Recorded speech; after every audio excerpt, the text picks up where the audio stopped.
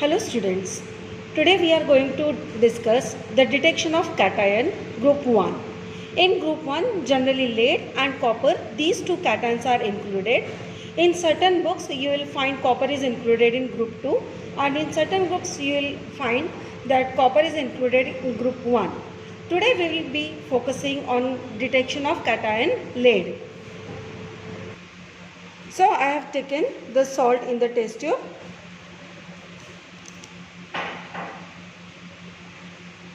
And I will make OS of it. We know OS means adding distilled water. So let us add distilled water in the test tube and shake it well so that its original solution is prepared.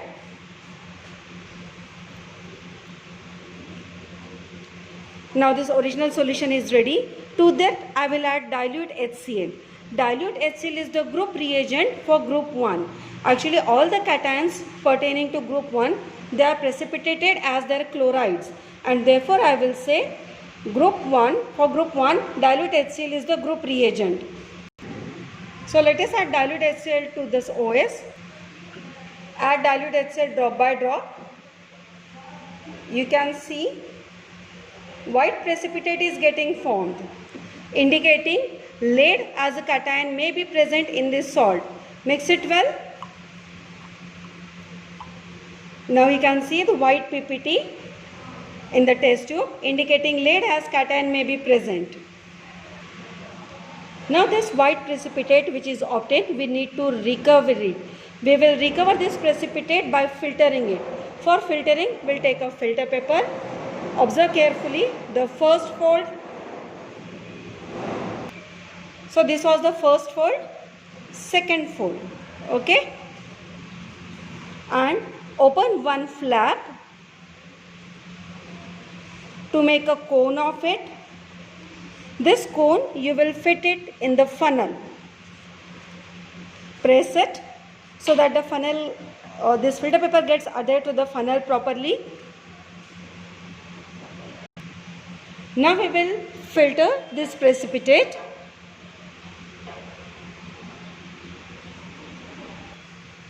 So I have kept this precipitate for filtration and we will need this precipitate.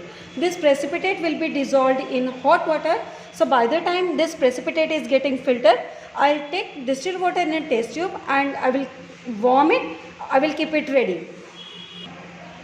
So let us collect this precipitate now. Take out this filter paper very carefully and open it. You will be able to see this white precipitate on the filter paper. This precipitate is of lead chloride. Now we need to dissolve it in hot water. So I will collect this precipitate in one test tube. So slowly we will collect this precipitate, okay, and I will take it in the test tube. I will transfer it to the test tube.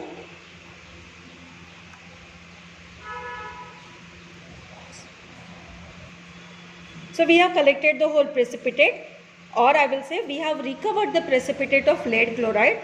We will dissolve it in hot water. So in one test tube I have already kept hot water ready. Add it to the precipitate.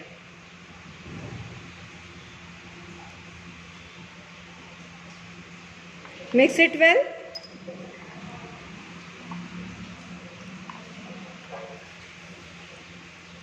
Now this precipitate of lead chloride is sparingly soluble in hot water. It is not completely soluble and therefore we have to use this upper part only.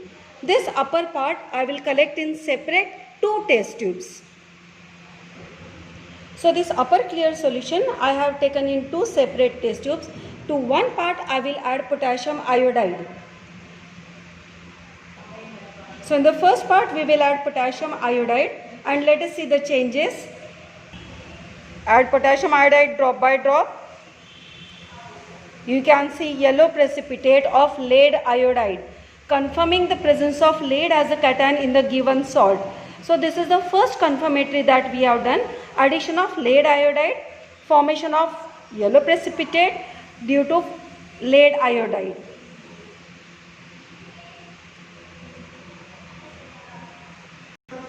To the second part, we will add potassium chromate.